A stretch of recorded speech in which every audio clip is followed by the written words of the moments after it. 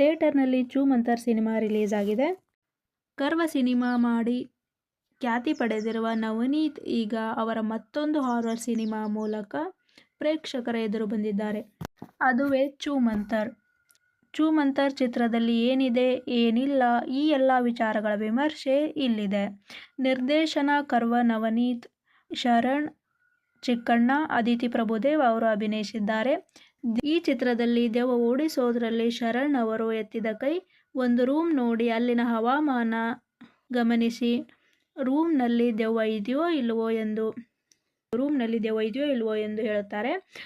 ಶರಣ್ ಹಾಗೂ ಅವರ ಗ್ಯಾಂಗ್ ನಿಧಿಯ ಆಸೆಗೆ ಕರ್ನಾಟಕದಿಂದ ಮಾರ್ಗನ್ ಹೌಸ್ಗೆ ಎಂಟ್ರಿ ಕೊಟ್ಟಿರ್ತಾರೆ. ಅಲ್ಲಿಂದ ಕತೆ ಆರಂಭ ಆಗುತ್ತೆ.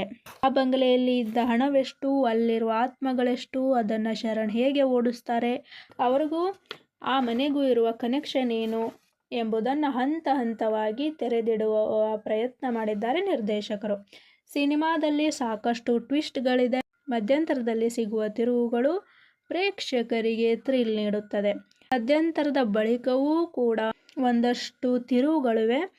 ಕೆಲವು ತಿರುವುಗಳನ್ನು ಪ್ರೇಕ್ಷಕರು ಊಹಿಸಿದರೆ ಇನ್ನು ಕೆಲವು ಕಲ್ಪನೆಗೂ ಮೀರಿದೆ.